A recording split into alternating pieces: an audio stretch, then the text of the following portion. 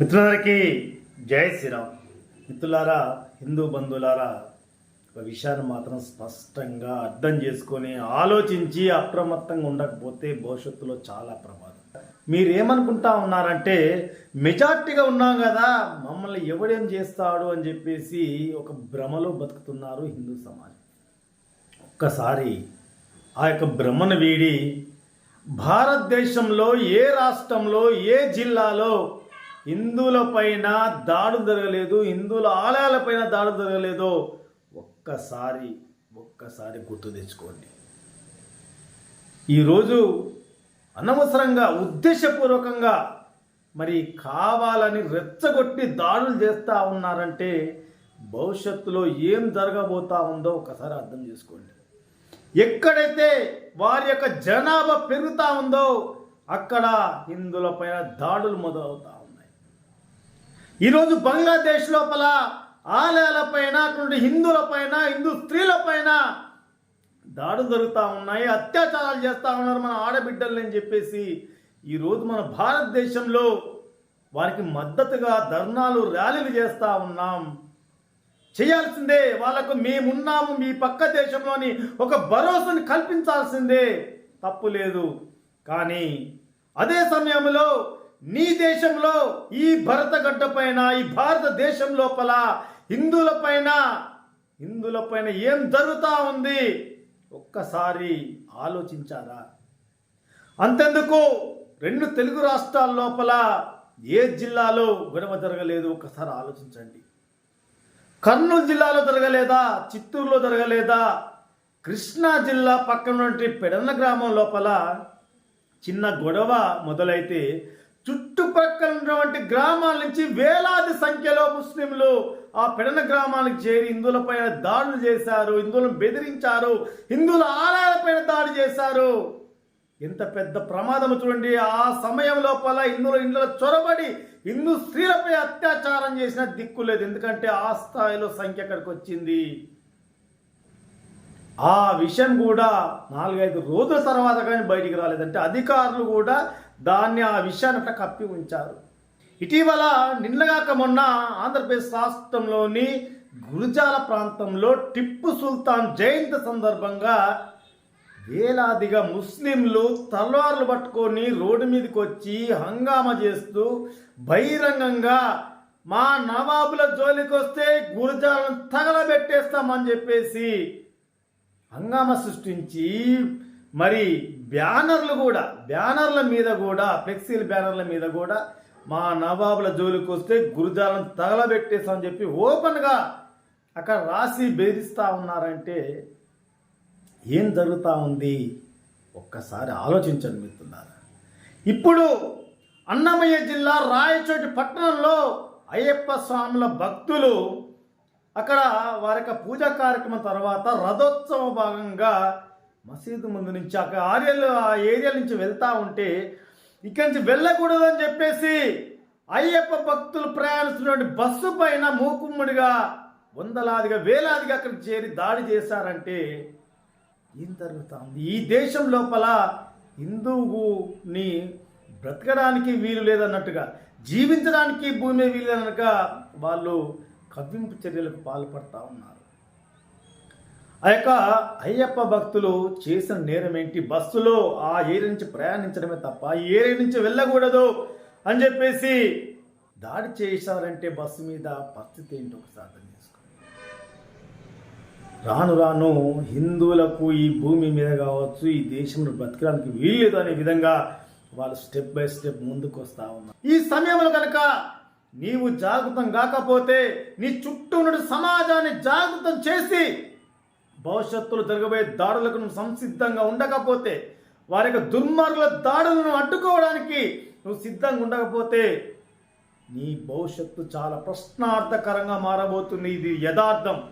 ఈరోజు నేను, నా కొడుకులు, బిడ్డలు, నా భార్య, నా కుటుంబం బాగుండాలని చెప్పేసి నిత్యం ఏదైతే కష్టపడుతూ సంపాదించుకొని పని చేసుకుంటూ నీ యొక్క జీవనాన్ని కొనసాగిస్తూ ఉన్నావో, రేపన్నాడు కనుక నీ ఊరిపైనో నీ కుటుంబమైనో దాడి జరిగితే నువ్వు కన్న కళలు కూడా ఇట్లా మాయమైపోతాయి. మన బిడ్డల జీవితం కూడా ఏంటో అర్థం కాని దిక్కు తోచని స్థితిలో మనం నిలబడాల్సిన అవసరం ఏర్పడుతుంది. అందుకోసమే నువ్వు ఏ రోజైతే నిత్యం కష్టపడతానో నీ కుటుంబం బాగుండాలని, ఆ కుటుంబం బాగుండాలంటే మరి నీవే కాదు నీ చుట్టుపక్కల సమాజం కూడా మరి ఈరోజు సంసిద్ధంగా జాగృతమై ఈ దుర్మార్గులకి ఆగడాలు అడ్డుకోవడానికి సంసిద్ధంగా ఉండాల్సిన అవసరం ఉంది. నేడు ఉత్తరప్రదేశ్ ముఖ్యమంత్రి యోగి ఆదిత్యనాథ్ గారు కూడా స్పష్టంగా ఒక సమావేశంలో చెప్పడం జరిగింది.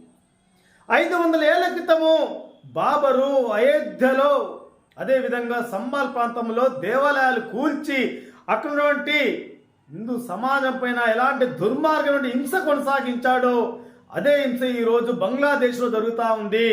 వారి యొక్క వీరి యొక్క DNA ఒక్కటే ఈ బంగ్లాదేశ్లో జరుగుతున్నటువంటి ఏదైతే హింసాకాండ ఉందో అదే హింసాకాండ భారతదేశంలో మొదలు పెట్టడానికి దుర్మార్గులు సంసిద్ధంగా కాచుకొని కూర్చున్నారు.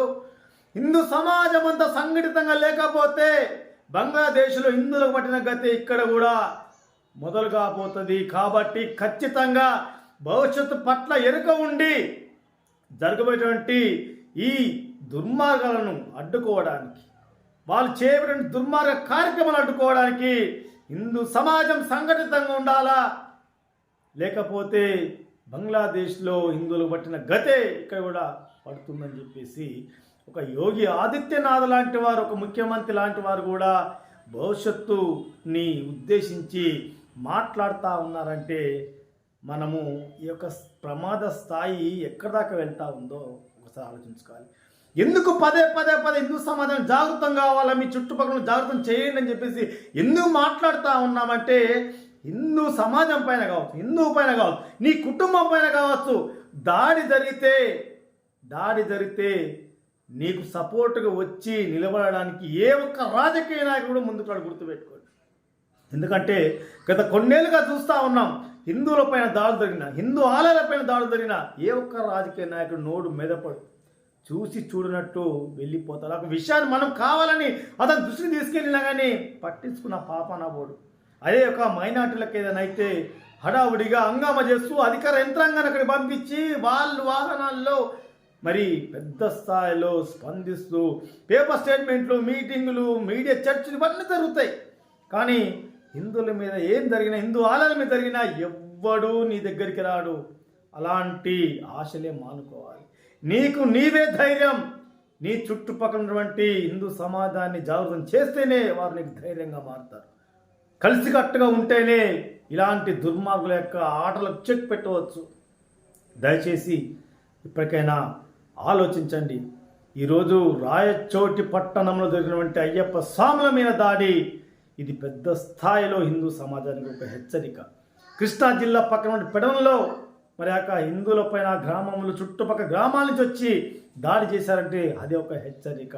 గురిజాలలో వేలాదిగా బయటకు వచ్చి మా నవాబుల జోలికి వస్తే ఈ గురిజాలను తలబెట్టేస్తామని చెప్పేసి ఓపెన్గా మాట్లాడుతూ ఉన్నారే, అది ఒక హిందువులకు హెచ్చరిక. అంతేకాకుండా మీరు గమనిస్తే ప్రతి ఒక్క జిల్లాలో ఈ స్థాయిలో దాడులు జరిగే ఉన్నాయి గతంలో కూడా.